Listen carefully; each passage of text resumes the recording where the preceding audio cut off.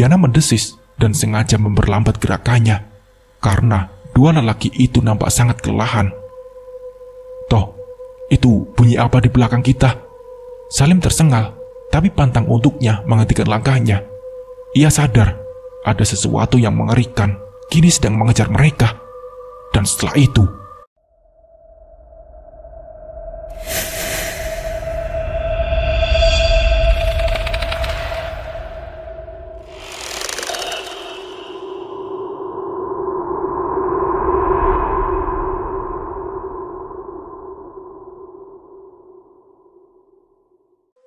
"Jangan lihat ke belakang, Sal. Bahaya." Gito berusaha mewanti-wanti Salim. Namun naas, nasib Salim tak seberuntung Gito. Pria berumur 40 tahunan itu terjungkal dan terjerambab di antara tanah dan dedaunan kering. "Gito, Gito," panggilnya di tengah ketakutan yang teramat sangat. Makhluk itu semakin mendekat, sambil kini berasa tepat di atas kepala Salim. Gito menghentikan langkahnya saat mendengar suara lirih temannya yang tertinggal cukup jauh dari dirinya. Ia menoleh. Netra Gito menangkap sosok mengerikan sedang melayang di atas kepala Salim. Rambut makhluk itu berkibar, walau dengan cahaya lampu yang temaram, nampak jelas jika makhluk itu hanya sepotong kepala yang mengambang dengan untaian usus dan jeroan serta kelap-kerlip cahaya berwarna merah di antara hati dan jantungnya. Sebelum turun dan mendekati Salim, makhluk itu sempat menyunggingkan senyum mengerikan ke arah Gito. Spontan, pria matang itu merasakan hangat di antara kedua kakinya yang saat itu gemetar ketakutan. Deru napas yang memburu membuat matanya berkunang dan dunia rasa berputar. Sepersekian detik kemudian, brek, Gito luruh di tanah dan tak sadarkan diri. Sedangkan Salim yang sejak tadi sudah lemas karena ketakutan hanya bisa pasrah. Ia tahu saat ini di atas kepalanya sedang melayang makhluk mengerikan. Bau anyir menusuk indera penciumannya, membuat Salim kembali ingin muntah. Ia tak berani mendongak. Dengan peluh mengucur di antara anak rambutnya, Salim tetap bertahan menundukkan kepalanya. Ia tak berani mengangkat, apalagi mendongakkan kepalanya. Kemudian, ia merasakan tetesan jatuh di atas lengannya. Benda dingin lembut, licin dan basah menyentuh kepala dan lengannya. Kali ini bau anyir darah lebih menyengat. Salim penasaran. Ia mulai menggerakkan kepalanya dan membuka matanya secara perlahan. Benar saja, samar Salim melihat temannya. Gito terbaring tak jauh dari tempatnya terbaring. Netranya membesar saat ia melihat helaian rambut berkibar turun dari atas kepalanya.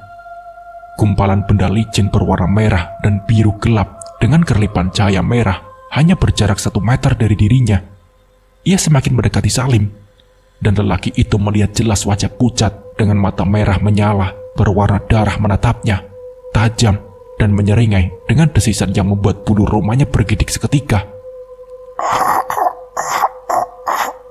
Lidahnya terasa keluh dan tubuhnya kaku melihat sosok mengerikan kepala menggantung di hadapannya saat itu.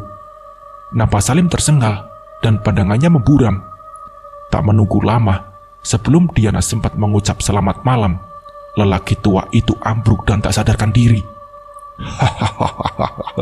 Diana terkekeh riang dan melesat terbang ke udara, kembali pulang ke rumahnya, meninggalkan 2 orang tua yang terkapar tak berdaya di belakang rumah Damar. Damar yang saat itu sudah mengecek keadaan istrinya yang tertidur pulas, mendadak tersentak dengan suara teriakan salah satu temannya di belakang rumah. Bergegas, lelaki matang berparas tampan itu berlarian dengan kencang menuju kebun belakang rumahnya. Langkahnya pun terhenti. Gito, Salim, Damar berlarian ke arah 2 temannya yang saat itu tak sadarkan diri. Gito, Damar memukul pelan pipi Gito hingga membuat bapak 2 anak itu sadar dan membuka mata. Gito, ngapain kamu baring di sini? Cecar Damar. Wah, mana Salim?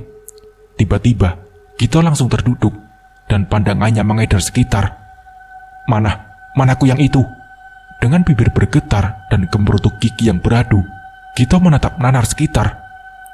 Kuyang, tak ada apa-apa di sekitar sini, sanggah Damar. Walau tengkuknya sedang merinding, dia berusaha berpikir positif. Sudah, nanti saja cerita. Kita tolongin Salim dulu, ajak Damar. Angin berhembus cukup kencang, menggoyang pohon dan menyibak dedaunan, hingga menciptakan suasana seram.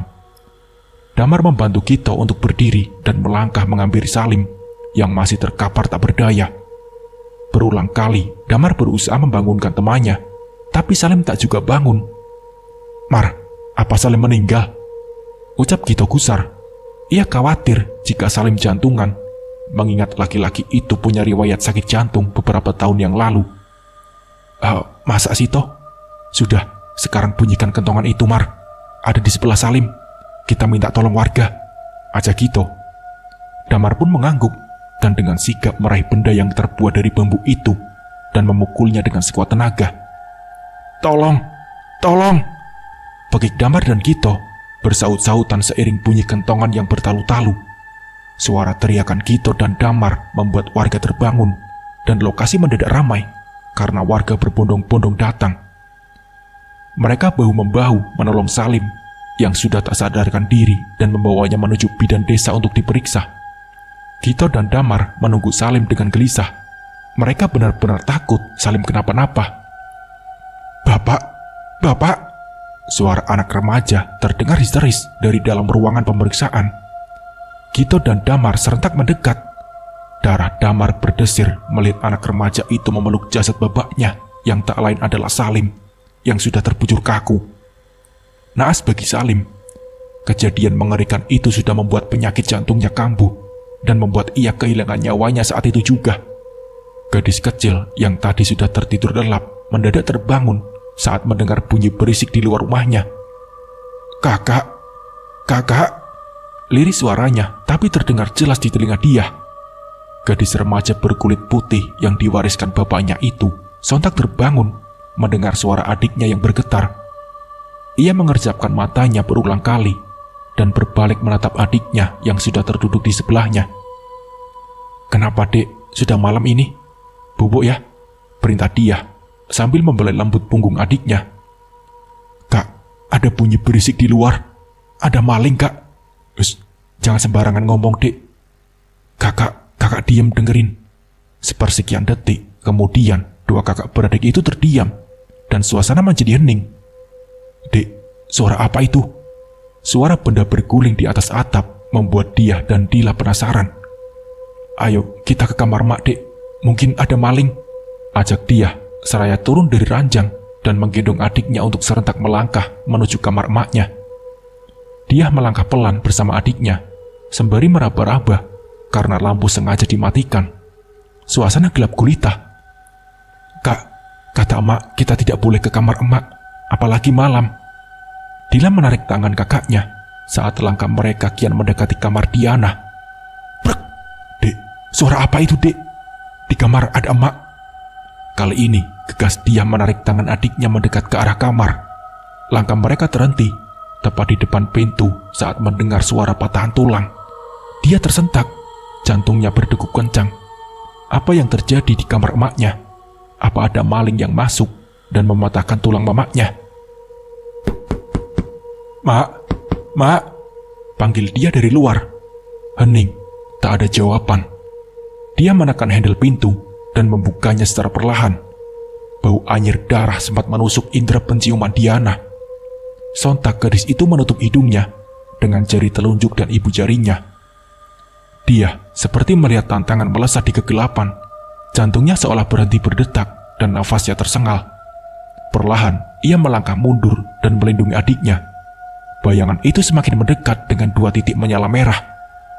Dia menekan dadanya yang sesak, sedang Dila berupaya lepas dari genggaman kakaknya. Dan tiba-tiba, lampu menyala terang saat sosok itu hanya berjarak sekitar 1 meter di hadapan dia.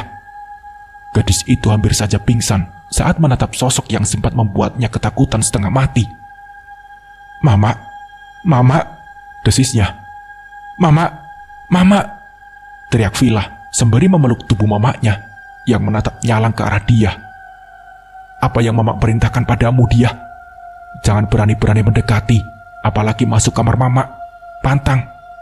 Suara Diana meninggi dengan mata nyalang berwarna merah. Dia menunduk mendengar ucapan marah mamanya. Ia sedih. Sebelum menjadi seperti sekarang, mamanya dulu tak pernah marah dan berucap kasar. Mamanya orang yang lembut dan amat penyayang. Dia terisak, air matanya tumpah. "Sekarang kalian masuk, mak capek," bentak Diana, seraya mendorong tubuh kedua putrinya keluar dari kamar. Dia dan Dila menunduk sedih. Kedua gadis itu berjalan gontai menuju kamar dan naik ke atas ranjang mereka. "Kak, mama sekarang pemarah ya?" protes si bungsu. Kakaknya hanya terdiam seribu bahasa. Ada rasa takut menyergap hatinya. Kenapa maknya jadi pemarah dan matanya berwarna merah? "Bu, desa sebelah lagi gempar," seru seorang ibu berbaju kuning bergosip dengan ibu-ibu yang lain saat dia tak sengaja melintas. "Mau sekolah dia?" Ibu berbaju merah dan dia kenal sebagai ibu kawannya itu menegur dengan ramah. "Iya teh, saya mau sekolah." Ibu itu hanya tersenyum, tapi pembicaraan ibu-ibu tadi membuat dia kepo dan berbelok untuk sekedar membeli sesuatu di gerobak tukang sayur. Ia sungguh penasaran dengan obrolan ibu-ibu tadi. "Gak jadi berangkat?" tanya ibu berbaju merah heran. "Nanti teh, ada yang dia mau beli," ucapnya seraya berpura-pura memilih. "Tadi cerita apa Bu Nani?" tanya Mbak Imas, si tukang sayur. "Iya Bu, bapaknya teman anak saya tewas semalam gara-gara ketemu kuyang." "Apa? Kuyang?" "Iya Bu, penyakitnya kambuh saat melihat sosok yang katanya nyeremin itu. Sampai sekarang masih ada kuyang, mitos aja Bu," sangka Bu Sari sembari mengibas tangannya. Dia yang mendengar semakin penasaran. Ia memasang telinganya lebar-lebar agar bisa mendapat info lebih akurat. "Ya masihlah Bu, suami saya pernah lihat," ucap Bu Nani. "Kuyang itu apa?" Bi Imas menggaruk kepalanya yang tidak gatal. "Kuyang itu orang yang menganut ilmu sesat, ilmu hitam demi memperkaya dirinya. Menjuntai, kalau dia lapar jadi kuyang. Siluman berbentuk kepala yang terbang dengan jeroan dan usus menjuntai. Cari makan dengan menghisap darah wanita hamil dan juga darah binatang. Kalau cewek itu orang cantik luar biasa. Ilmuku yang memang bisa bikin cantik. Dia itu sama seperti kita, beranak pinak. Cuma ada cirinya kalau dia kuyang. Matanya merah dan ada garis di leher. Jelasnya panjang lebar." Dia tersentak. Garis merah di leher, mata merah. Ciri-cirinya sama seperti emak. Apa emak seorang kuyang? Hari itu, Saras hendak berdatang ke rumah istri pertama suaminya. Keinginan itu sudah ia ungkapkan jauh-jauh hari sebelumnya. Lelaki berumur 40 tahun lebih itu pun mengiyakan apa yang diinginkan istri keduanya. Ia amat bersyukur punya istri dua yang akur. Istri pertama cantik dan bijaksana. Istri kedua pun tak kalah baiknya. Namun beberapa hari ini, Damar melihat keanehan pada diri Saras. Wanita cantik itu terlihat mudah lelah dan pucat. "Benar, kamu tidak apa-apa. Nanti kamu pingsan di jalan," ujar suaminya khawatir. "Gak apa-apa Bang, aku sudah masak gulai untuk Mbak Diana. Semenjak kita nikah belum pernah ke rumah Mbak Diana. Aku pengen dekat dengan anak-anakmu juga," sahut Diana. Rasa iba kian menyelusup ruang hatinya kala melihat Saras yang semakin susah bergerak dengan perutnya yang kian membesar. Dan dengan susah payah, Saras menaiki motor keluaran baru yang bodinya besar. Semua keinginan suaminya. Ia amat bersyukur berbagi suami dengan orang sebaik Diana. Bukan cuma mau menerima kehadirannya, tapi ia juga rajin menolong kehidupan mereka. Diana tak segan memberi uang dan makanan enak meski ia tak pernah datang menemui Saras secara langsung. Berkat budi baiknya lah, Saras merasa perlu untuk membalas kebaikan mereka dengan cara mencurahkan perhatian kepada kedua buah hati mereka. Motor melaju pelan. Damar begitu protektif dengan kehamilan Saras. Terakhir periksa, dokter mengatakan jenis kelamin anak mereka laki-laki, sesuai keinginan dan impian Damar selama ini. Sebenarnya ia tak enak. Datang membawa madu pasti membuat Diana sakit hati. Itu tak dapat dipungkiri. Sebaik apapun istri pertamanya itu, rasa cemburu pasti ada. Dan anaknya, apa mau menerima wanita yang merebut bapak mereka? Damar menjejakkan kakinya di halaman rumah yang sedang direnovasi. Ia tertegun saat melihat rumah yang sebulan ini tak ia datangi sudah lebih besar dan terlihat mewah. Ya ampun bang, mantap banget rumah Mbak Diana sekarang. Pantas ia sering memberimu uang. Saras berdecak kagum melihat rumah istri pertama Damar. Sudah, ayo masuk, di luar panas, ajak Damar. Assalamualaikum, ucap mereka serentak saat masuk ke dalam teras yang masih berantakan dengan alat pertukangan dan bahan bangunan. Waalaikumsalam. Pak, yang punya rumah pergi, yang ada cuma anak gadisnya dan anak bungsunya, sahut tukang rumah dengan ramah. Iya pak, saya suaminya, jawab Damar seraya mengelus senyum. Ia kemudian menggandeng Saras memasuki rumah yang sudah nampak banyak perubahan. Samar, ia melihat anaknya, dia, sedang menonton televisi yang ukurannya sangat besar, 4 kali lebih besar dari televisi yang ada di rumahnya. Gadis remaja itu sedang asik menyemil makanan ringan berbungkus hitam. Dia, panggilnya pelan. Saat sudah semakin dekat, ia rasa anaknya itu tak menyadari kehadirannya. Gadis yang baru saja masuk 16 tahun itu menoleh dan terperanjat melihat kedatangan bapaknya yang tiba-tiba. Bapak, lirihnya. Ia terdiam saat melihat wanita yang amat ia benci berdiri di balik tubuh bapaknya dengan senyum terpaksa. Dia, ini Tante Saras bawa gulai. Kamu sudah makan? Dia menghela napas dalam, teringat pesan mamanya agar bisa memaafkan Saras dan menerima kehadirannya dengan baik jika ia datang ke rumah. Sudah tante, nanti dia makan, jawabnya dengan bibir bergetar. Silakan duduk tante, lanjutnya. Damar pun tersenyum getir. Anaknya memang sudah dewasa. Dila mana? Tanya Damar saat tak mendapati anak bungsunya di rumah. Ikut mama ke dealer mobil pak, mama mau beli mobil buat antar kakak sama adik sekolah. Apa? Mobil? Mata Damar terbelalak saat mendengar istri yang ia sakiti kini mampu membeli kendaraan beroda 4. Iya, mobil. Dia semakin gencar membuat bapaknya syok. Setelah itu, suara klakson mobil di luar membuat Damar menghentikan ucapannya. Segera anak dan bapak itu serentak berlarian keluar. Sedangkan Saras dengan perasaan tak karuan duduk menunggu di dalam. Mama, teriak dia saat melihat mamanya turun dari mobil dan seseorang di sampingnya yang berpakaian rapi. Setelah menyerahkan kunci, lelaki itu pamit. Diana terenyak saat melihat suami yang ia cinta ada di samping dia. Sudah sebulan ini, ia memang tak mengizinkan lelaki itu berkunjung ke rumahnya. Ia ingin saat lelaki itu datang, rumahnya sudah selesai direnovasi dan mobil sudah ada di garasi. Kau beli mobil, Diana? Tanya Damar.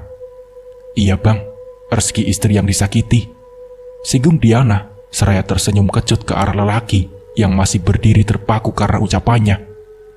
Masuk bang, kau datang sendiri? Enggak, datang sama Saras. Oh, mana dia? Sahut Diana. Matanya mengedar mencari keberadaan mangsanya itu. Bau darah manis terasa amat menggugah selera Diana. Lidahnya mengecap berulang kali. Saras, sudah lama?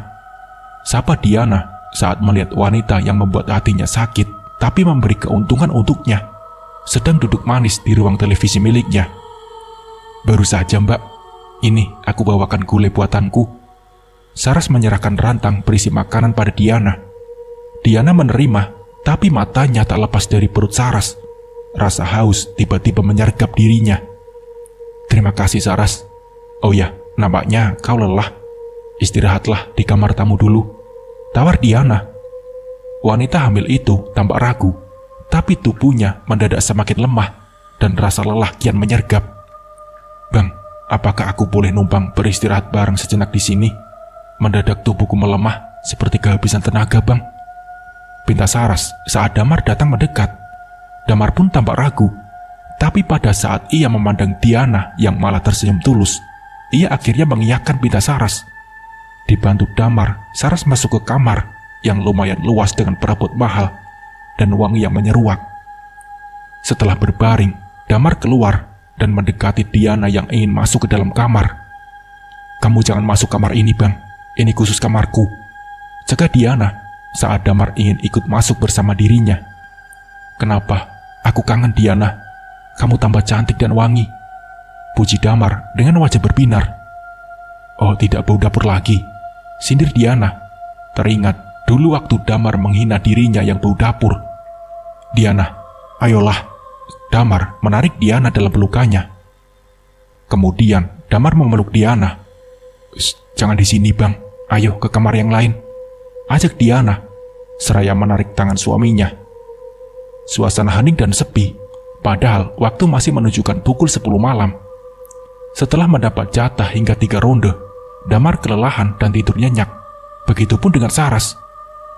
Diana yang sejak siang sudah kehausan, tak sabar untuk mendekati kamar Saras dan menghisap darahnya dari dekat. Pelan, ia membuka pintu. Perlahan, ia mendekati kamar Damar dan Saras.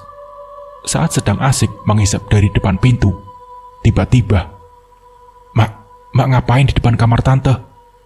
Dek, Diana pun terdiam dan menoleh ke asal suara. Dia sama syoknya saat menatap mata mamanya yang merah menyala. Tanpa mengucap sepatah kata pun, dia berlalu dari hadapan dia yang masih terdiam. Jantungnya berdegup kencang melihat tatapan dan sikap mamanya yang aneh. Sekilas, dia tak sengaja melihat garis merah di leher mamanya. Persis seperti yang dibicarakan ibu-ibu komplek saat mereka sedang berkunjing di lapak mamang sayur. Dia mundur perlahan, menghirup udara sebanyak-banyaknya, menetralisir perasaan takut yang berkecamuk dalam dada. Tubuhnya pun bergetar saat naik ke atas ranjang. Ia meraih selimut dan menutup wajahnya. Rasa takut kian mencengkeram kepalanya. Tak bisa ia bayangkan jika benar maknya seorang kuyang. Hingga pagi menjelang, dia tak jua bisa menutup matanya. Bayangan akan sosok mamanya selalu terngiang di pikirannya. Dila, ayo sarapan nak, panggil mamanya seraya mengetuk pintu kamar putrinya. Dila menggeliat dan mengerjapkan matanya berulang kali. Ia lalu menatap kakaknya yang terdiam menatap langit. Kak, mama manggil tuh, bangun yuk kak, ajak Dila sembari menarik baju kakaknya. Adik saja ya, kakak lagi gak enak badan, tolak dia lembut. Memang kepala dia terasa amat berat.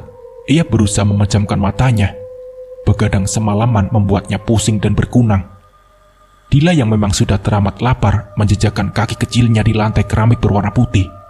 Seraya berlarian, bocah kecil itu bersenandung riang. Mana kak dia dek?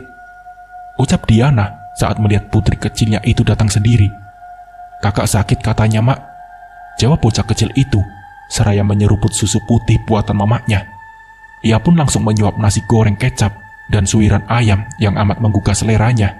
Diana bergeming, teringat kejadian tadi malam saat ia kepergok berada di depan pintu kamar Saras. Kenapa sayang, kok bengong? Diana tersentak saat merasakan kecupan mesra di pipinya.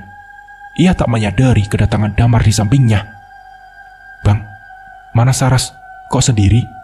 Tanya Diana saat melihat suaminya datang sendiri. Katanya pusing, lemah banget dia. Apa abang bawa ke dokter saja ya? Ucap Damar. Iya, bawa saja bang, mungkin bawaan anak dalam perut. Ayo bang, sarapan dulu, ajak Diana seraya menggeser tempat duduknya. Damar tak henti menatap gerak-gerik istri tuanya yang nampak tambah cantik dan membuatnya bergairah setiap waktu. Mak, bapak kenapa mak? Dari tadi memandangi mama terus, protes Dila yang membuat wajah Diana memerah. Ia tak menyangka efek dari minyakku yang sedahsyat ini. Bang Damar seolah terhipnotis dengan dirinya. Bapak, pekik Dila yang membuat Damar terperanjat. Apaan dek? Ucap Damar. Bapak itu kenapa sih liatin mama terus? Ayo pak, sarapan sama adik, ucap Dila. Oh iya nak, bapak terpesona sama mama, tambah cantik sekarang, puji Damar. Mata nakalnya melirik ke arah Diana, seraya berkedip manja. Sudah bang, gak kerja apa? Diana memalingkan wajahnya. Abang nanti mau nemenin Saras ke dokter. Oh iyalah, sahut Diana singkat. Nah kalau nanti abang sering pulang, keberatan gak? Tanya Damar malu-malu. Enggak lah bang, kamu kan masih sah suamiku, ucap Diana. Abang itu kalau lihat kamu, bawaannya pengen berduaan melulu, ucap Damar kepada Diana. Abang ngomongin apa sih? Jangan kencang-kencang, malu sama anakmu dan istri mudanya. Jari telunjuk Diana diarahkan ke bibir Damar sebagai kode agar jangan salah bicara. "Mak, Dila mau mandi dulu." Bocah kecil itu tanpa rasa canggung turun dari kursinya dan berlari kecil menuju kamarnya. "Itu Dila sudah pergi. Abang boleh ngomong kan?" "Ngomong apa, Bang?" "Abang minta maaf ya. Abang nyesel bikin kamu sakit hati." "Sudahlah Bang, toh aku juga nggak kenapa-napa." Diana membuang pandangannya dari wajah Damar. Harus ia akui bahwa pesona ketampanan suaminya itu memang tak pernah luntur. "Tapi abang baru sadar sekarang kalau abang gak bisa lama-lama jauh dari Muna. Abang menyesal nikah lagi. Andai abang dulu gak selingkuh, pasti sekarang hidup kita lebih bahagia." Diana hanya tersenyum kecut. Tanpa Damar sadari, saat ia berbicara panjang lebar, Saras diam-diam mendengarkan percakapan mereka dari celah pintu kamarnya. Tubuhnya bergetar menahan sakit hati akan ucapan Damar suaminya. Ia merasa rendah dan tak berarti. Seandainya saja saat ini ia tak sedang mengandung, pastilah ia akan segera pergi dan meninggalkan lelaki bajingan seperti Damar. Tiba-tiba saja perut Saras mengeras. Rasa sakit dan nyeri menyerang dirinya. Wanita hamil itu meluruh di lantai. Darah merembes di antara selangkangannya. Serta-merta Diana dan Damar berlarian menuju kamar Saras. Saras, kamu kenapa?" Pegik Damar saat melihat istri mudanya dalam keadaan yang mengkhawatirkan. Aku sakit, Bang." Rindi Saras pilu. Diana tertegun. Lidahnya berdecak saat mencium aroma darah yang begitu nikmat. Matanya fokus ke arah paha Saras yang merembes darah kental. Darah yang amat ia suka. Andai saat itu tak ada Damar, Saras tentu sudah jadi santapan nikmatnya pagi ini. "Diana, tolong bantu panggilkan taksi online. Kita bawa ke rumah sakit," pinta Damar. Diana pun mengangguk dan segera melakukan perintah Damar. Dan tak lama kemudian, taksi pun datang. Damar dan Diana bersama bahu-membahu membawa Saras menuju rumah sakit. Dila dan dia tinggal di rumah. Kata Mama gak boleh masuk kamarnya." Dila berusaha mencegah kakaknya yang hendak masuk ke kamar mamanya. Ia ingin larangan keras yang berulang kali maknya ucapkan. "Kamu diam saja, Dik. Mak kan lagi gak ada di rumah," sahut dia lantang. Ia kesal karena adiknya selalu saja jadi penghalang saat ia hendak masuk dan mencari tahu rahasia yang sedang mamanya sembunyikan darinya. Baru saja dia hendak menyentuh pegangan pintu kamar mamanya, tiba-tiba, "Mau apa kamu, Kak?" Jantung dia rasanya mau copot saat mendengar suara mamanya yang menggelegar tepat di belakangnya. Seketika itu juga, dia berbalik dan melihat raut wajah maknya yang terlihat amat marah padanya. "Kan sudah Mak bilang, jangan berani-berani masuk ke kamar Mak. Kamu mengerti? Sekarang kalian masuk ke kamar," bentak Diana, yang lantas membuat kedua anaknya itu tunggang langgang menuju kamar mereka. Diana mengelus dadanya. Untung saja ia mendengarkan hatinya untuk segera pulang. Kalau ia telat sedikit saja, rahasianya bisa saja terbongkar. Dia tersentak saat mendengar suara desisan di halaman rumahnya. Hanya sekilas, tapi mampu membuat rasa penasarannya membuncah. Hening, hanya terdengar dengkuran pelan adiknya, Dila, yang sudah tertidur tak lama setelah mereka makan malam. Gadis remaja itu menjajakan kakinya di lantai dan melangkah perlahan keluar ke kamar. Ia menghidupkan lampu ruang tengah. Pikirannya tak pernah lepas dari kamar mamanya. Perlahan, ia menuju pintu kamar yang penuh rahasia baginya. Ternyata pintu itu tak dikunci.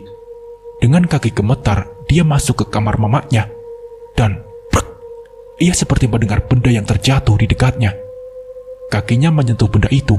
Matanya mengerjap di antara gelapnya kamar mamanya. Saat tangannya merayap di dinding untuk mencari saklar lampu dan bertepatan dengan terangnya ruangan di kamar emak, dia melihat benda seperti tubuh tak berkepala. Awalnya ia mengira itu manekin yang sengaja emak simpan di balik pintu. Namun ketika ia merunduk dan memperhatikan dengan seksama, melihat detail tubuh tanpa darah dengan bolongan tepat di tengah leher, saat itu pula lah ia mendengar bunyi sesuatu di luar rumah. Tubuh dia bergetar hebat dengan peluh yang mengucur deras. Sekuat tenaga, ia bertahan agar dirinya tak jatuh pingsan di tempat. Gadis itu berbalik dan berlari secepat kilat menuju kamarnya, menutupi tubuhnya dan wajahnya dengan selimut. Ia pun menggigil, bukan karena kedinginan, tapi karena rasa takut yang merajai pikiran, hingga matanya susah terpejam. Gadis itu memasang telinga lebar-lebar. Jantungnya berdebar kencang saat ia mendengar derap langkah kaki mendekati kamarnya dan berhenti tepat di depan pintu. Dengan gigi bergemerutuk, dia menutup mulutnya kuat-kuat dengan kedua telapak tangannya. Tangisnya berderai, membasahi kedua pipi mulus gadis yang beranjak dewasa. Ia tak menyangka, berkat rasa penasaran yang membuncah, ia bisa menyingkap tabir rahasia yang mati-matian ditutupi mamanya selama ini. Pantaslah, hanya dengan beberapa waktu saja, Mama jadi sangat cantik dan jadi kaya raya. Juga terjawablah semua pertanyaan selama ini. Mengapa ia dan adiknya tak boleh masuk ke kamar mamanya dan tidur bersama seperti dulu, sebelum bapaknya menikah lagi dengan wanita muda pilihannya. "Dia, apa kau sudah tidur?" Suara keras bernada ancaman terdengar di luar. Serak dan juga berat, dia semakin ketakutan. Itu bukanlah suara mamanya yang biasa lembut dan bersahaja. Emaknya tak pernah berkata kasar dan membentak, amat berbeda dengan sekarang. Apa ini akibat dari persekutuan dengan iblis? Gadis itu masih terdiam, tak sepatah kata pun terucap dari bibirnya. Dan tak berselang lama, ia dengar kembali derap langkah kaki menjauhi kamarnya. Perlahan ia melepas tangannya dan menghirup udara sebanyak-banyaknya. Dadanya terasa sakit dan sesak. Kejadian malam ini mampu membuat dunianya jungkir balik dalam waktu sekejap. Suara celotehan Dila yang terdengar nyaring di telinga mulut dia tersentak dan membuka matanya dengan terpaksa. Kakak, cepat bangun kak." Dila dengan terpaksa menggoyang tubuh dia kuat, hingga gadis itu menggeliat karena merasa terganggu. "Apa dek?" Dia menjawab ketus. "Kak, anak bapak meninggal tadi malam, dan Tante Saras kritis kak," lapornya. "Apa?" Serta-merta gadis itu terduduk dengan mata yang melotot, seolah tak percaya dengan ucapan si adik yang terdengar tak masuk akal. "Iya kak, tadi bapak mampir ke sini ngasih tahu mama." "Iya, adikmu benar. Anak Tante Saras meninggal pagi ini, kekurangan darah." Tiba-tiba saja terdengar suara mama menyela celotehan Dila. Dia bergeming menatap mamanya takut. Sepersekian detik, suasana mendadak hening. Emak menatap dia tajam, seolah menuntut kebenaran.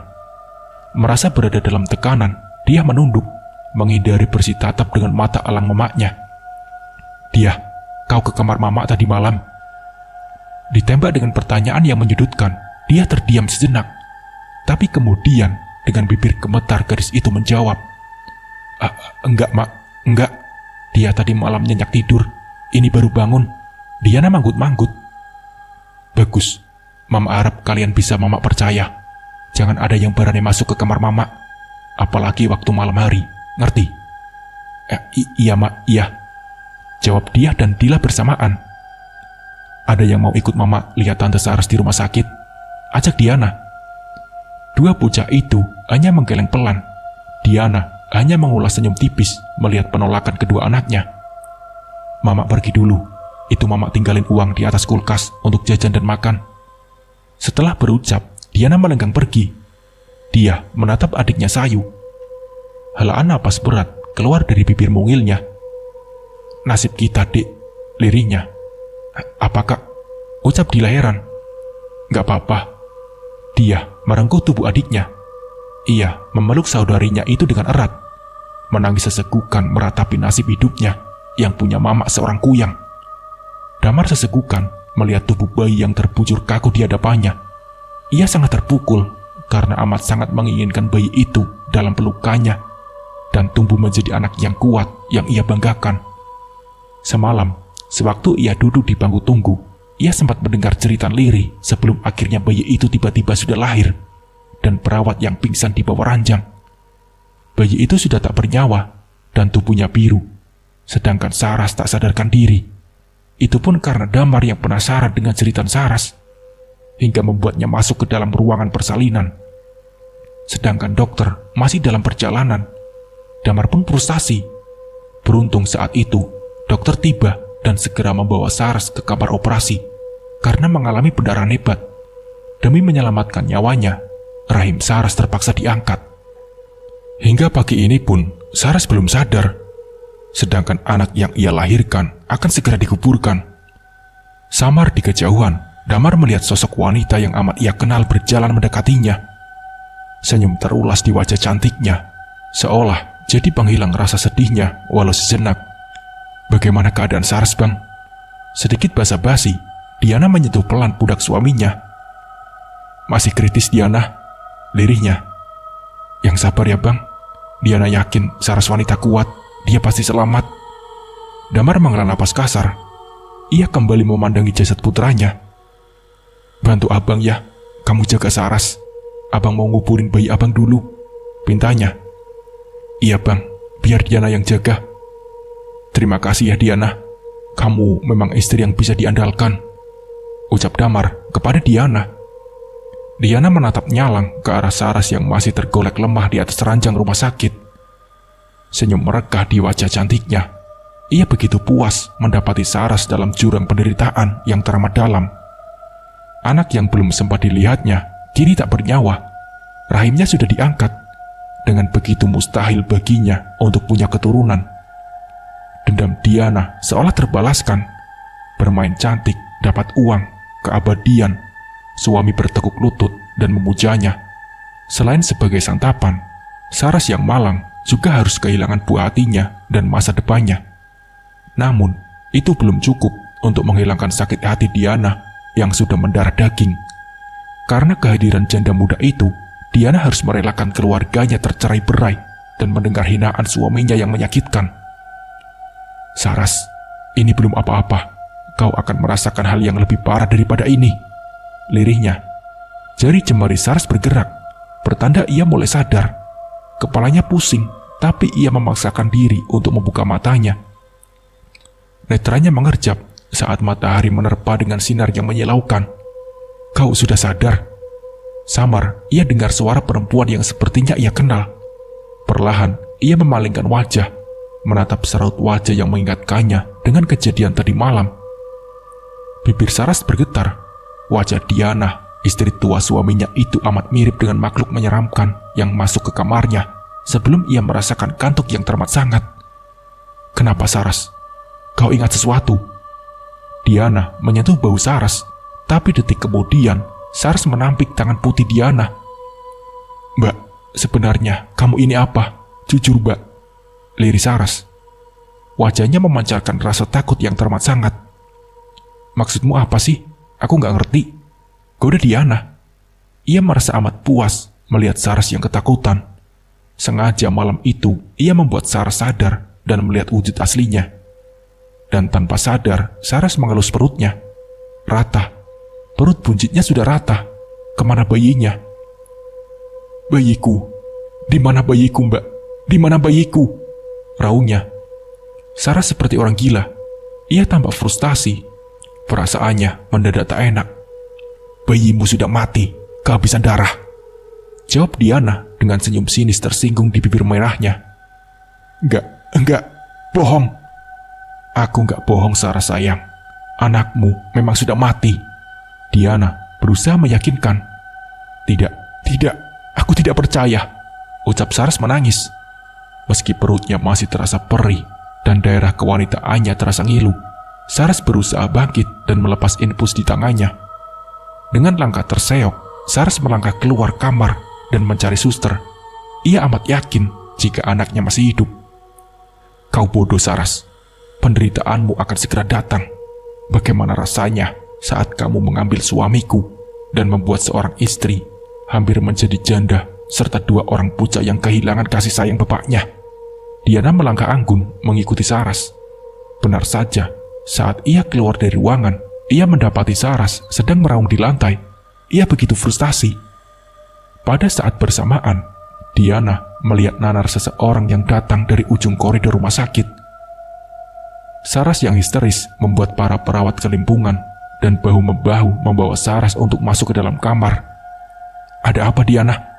tanya Damar saat ia melihat para perawat ramai di kamar Saras. "Istri mudamu itu sepertinya sangat terguncang mengetahui jika anaknya sudah tiada," Lirik Diana. Ia memang pandai bersandiwara, berpura-pura sedih tapi hatinya tertawa bahagia. Damar langsung masuk menuju kamar. Ia sempat berdiri di depan pintu dan menatap istri keduanya itu. Detik berikutnya, terdengar raungan dan tangisan dari dalam ruangan. Bukan cuma itu, suara teriakan dan isakan pun terdengar memenuhi ruangan. Diana berdiri dengan congkak. Ia kemudian melangkah sombong masuk ke dalam ruangan. Sarah sedang dipegang oleh beberapa perawat. "Itu dia, wanita iblis yang sudah merenggut nyawa anakku!" teriaknya histeris saat melihat Diana masuk ke dalam ruangannya. Semua orang menatap ke arah Diana, namun dengan gaya elegan, dia menampik semua tuduhan yang tertuju padanya. "Kau percaya, Bang, apa orang sepertiku bisa berbuat jahat pada orang lain?" Raut wajahnya dibuat sesedih mungkin. Damar bergeming. Sedikit pun dia tidak percaya dengan ucapan istri mudanya itu. Diana yang baik hati tak akan mampu berbuat keji apalagi melukai. Diana bagaikan malaikat baginya. Tak ada satupun keraguan dalam hatinya akan hal itu. "Sudahlah Saras, itu sudah takdir kita. Anak kita meninggal, tak ada hubungannya dengan Diana." Aku tidak bohong, Bang. Dia itu Kuyang. Tadi malam dia datang dan memangsa anak kita. Sungguh, Bang, percayalah padaku. Mulut Diana terkatup. Ia berusaha sekeras mungkin untuk bisa menangis. Aku pulang saja, Bang. Pelakor tetaplah pelakor. Busuk hati. Sebaik apapun aku pada kalian, tetap saja hinaan dan fitnah yang aku dapat.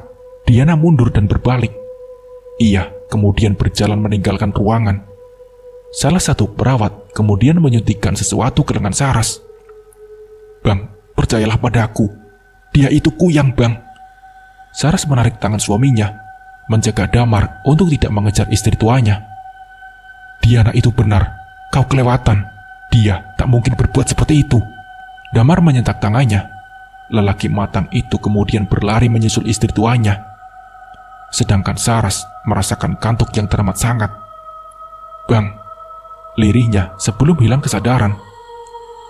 "Diana, tunggu Diana," panggil Damar saat melihat istri tuanya berjalan jauh di depannya. Sempat terengah, tapi demi cintanya, Damar rela mengejar walau jarak mereka tak dekat. Diana menghentikan langkahnya dan menoleh ke arah Damar. Senyumnya kecut, sekejut hatinya saat ini. Sebenarnya ia tak marah, karena memang itu dirinya apa adanya, seorang Kuyang. "Diana." "Apalagi, Bang?"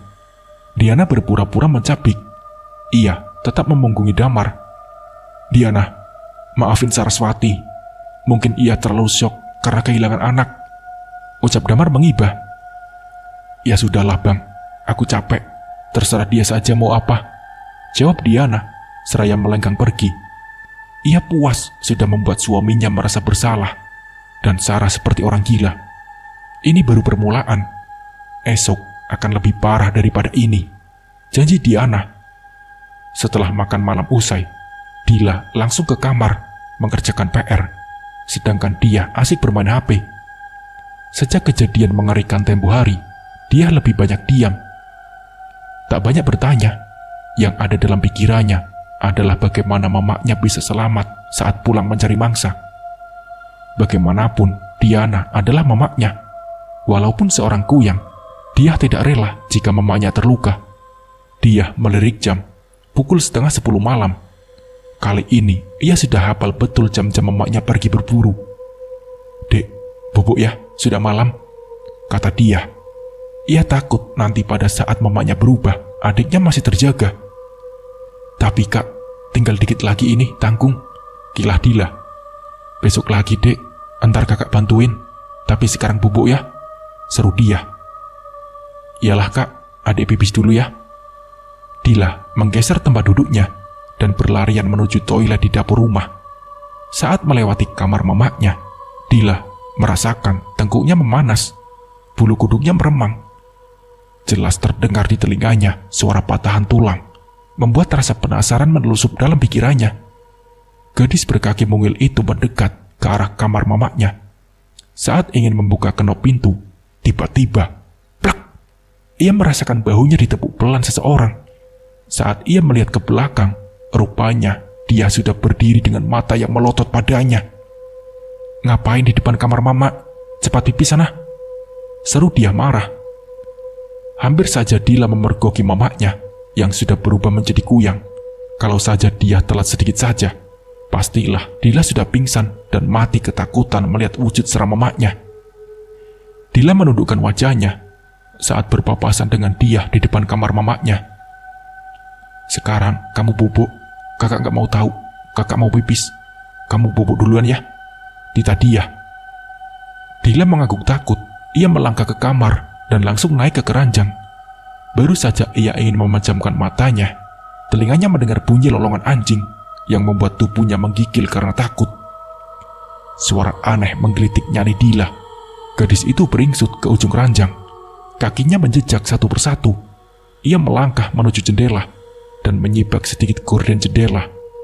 Ia mulai mengintip dan netranya menangkap objek yang terbang rendah. Ia memicingkan mata. "Dila, kamu kenapa, Dek?" Dia yang datang berlarian dari arah dapur mengusap kepala Dila yang saat itu masih berdiri di depan jendela sembari menyibak tirai. Dengan rasa penasaran, dia ikut melihat ke arah luar.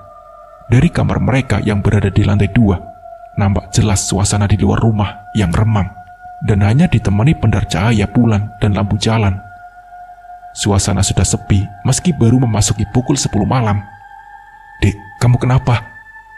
Dia kemudian berjongkok dan mensejajarkan tubuhnya hingga mata mereka bisa saling bersitatap. Dila terdiam, lalu menggeleng pelan. Gak apa-apa, Kak.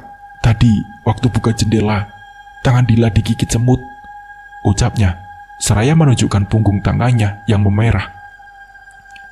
"Alhamdulillah," dia mengucap syukur dan kemudian memeluk tubuh adiknya erat. Ia amat khawatir jika tadi Dila melihat penampakan ibunya yang mungkin saat ini sedang terbang melayang mencari mangsa. "Kakak ini, tangan adik sakit malah alhamdulillah," protes Dila. Dia terkekeh melihat tingkah adiknya yang cemberut seraya mengerucutkan bibirnya. Dia kemudian mengajak adiknya naik ke atas ranjang dan menyelimuti adiknya. Sembari menepuk pelan, dia tak henti mengucapkan asma Allah, berharap agar ia dan adiknya dijauhi dari bala, mengingat ibunya adalah seorang kuyang yang pasti meresahkan orang banyak. "Bakar, bakar, bakar itu!" Diana yang malam itu hendak mencari mangsa memutar haluan saat mendengar bunyi teriakan warga yang amat nyaring di telinga lebarnya yang saat ini berfungsi sebagai alat untuk terbang. Kepala Diana beserta jeroannya turun rendah mencari asal suara yang teramat riuh tak jauh dari rumah wanita yang dulu pernah menolongnya, yaitu Ibu Wingsih.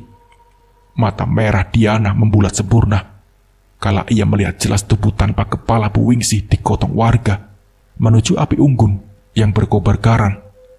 Panasnya menjilat-jilat terasa hingga di kepala Diana. Sebuah pemandangan mengerikan yang amat menyiksa batinnya.